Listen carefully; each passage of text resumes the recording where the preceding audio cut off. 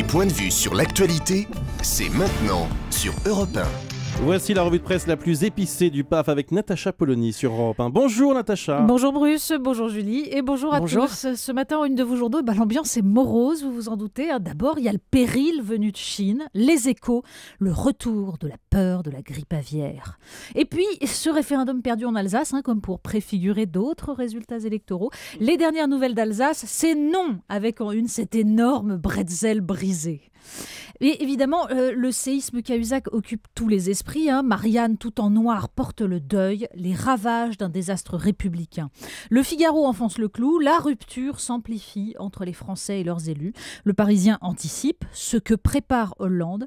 Et Libération choisit de supputer sur les supputations en lançant une affaire Fabius. Le cauchemar continue. Vent de panique à l'Élysée. Bon, on commence avec Cahuzac. Oui, l'avantage du week-end, c'est qu'on peut aller tâter le terrain, rencontrer les vrais gens, humer l'air du temps. Alors en l'occurrence, l'air du temps, il est plombé. Le Monde nous raconte les déplacements des ministres.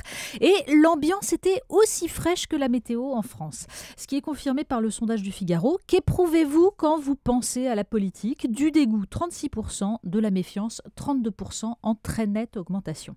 Avec ce chiffre intéressant tout de même, les écœurés sont 60% parmi les électeurs du Front National et seulement 21% chez ceux de Jean-Luc Mélenchon. Ça, c'est un message aux adeptes du qualificatif populiste lancé à tous les vents et à tout le monde. En fait, les Français sont divers. Il y a ceux qui croient encore au lendemain qui chante et ceux qui veulent casser la table. Mais la question du jour, c'est celle de Lénine. Que faire ? Celle qui se pose à François Hollande, bien sûr. Dans Sud-Ouest, Bruno Dive pardonne d'avance le président de prendre son temps. D'autant que le choix est complexe. La dissolution paraît exclue, nous dit-il, sauf à vouloir se tirer une balle dans le pied. Le référendum est bien risqué, car quelle que soit la question, il n'aurait de valeur politique forte que si le président mettait son mandat en jeu. Oui, mais Hollande n'est pas De Gaulle. Et pour les comparaisons historiques, Philippe Vaucan en choisit une autre dans le Républicain lorrain.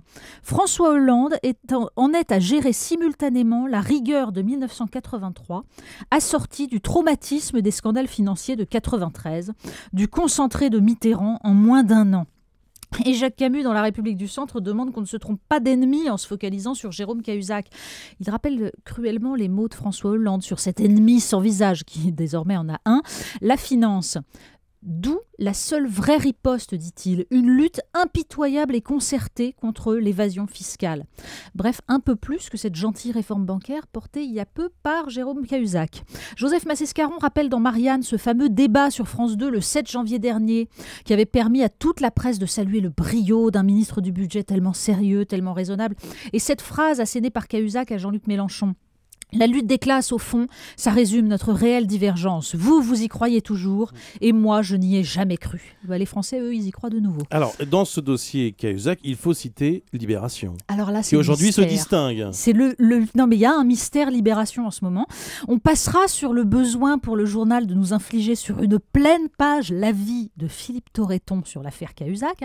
On se souvient de son texte si délicat sur Depardieu. Alors là, on a droit aux indignations de la gauche indignée sur ces riches qui provoque des morts. Alors en plus, coup de chance, là, l'accusé en l'occurrence a un ami d'extrême droite, donc ça aide au réquisitoire.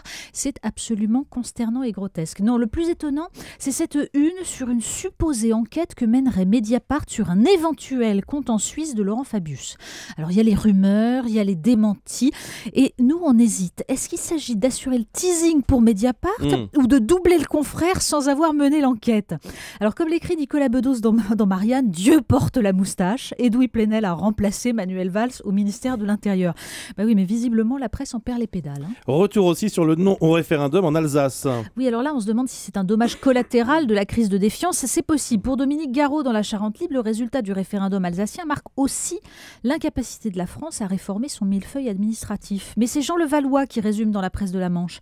L'argument le plus utilisé est celui de l'incompréhension de la réforme proposée. Dans un pays où 80% des jeunes ont aujourd'hui le baccalauréat, ne pas être capable de comprendre que l'on passait de 3 assemblées à une seule et de 3 exécutifs à un seul laisse rêveur.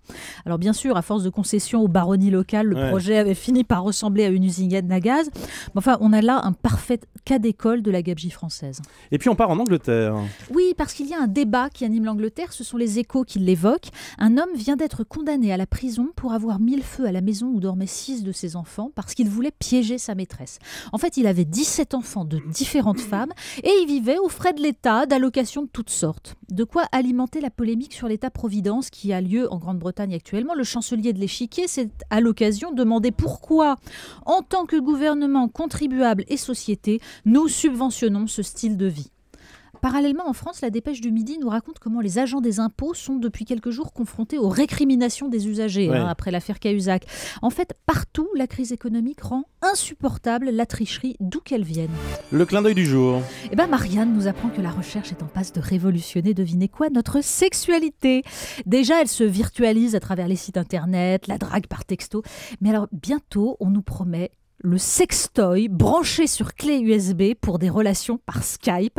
Donc chacun devant son ordinateur, d'un bout à l'autre du monde, c'est merveilleux.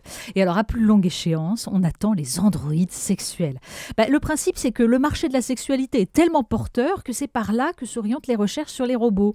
Donc, devinez quoi, au Japon, on a déjà un simulateur de French kiss et une paire de fesses bioniques sensibles au toucher. Alors après la crise économique, la crise morale, on a la misère sexuelle, la semaine commence bien. Merci beaucoup Natacha Polony.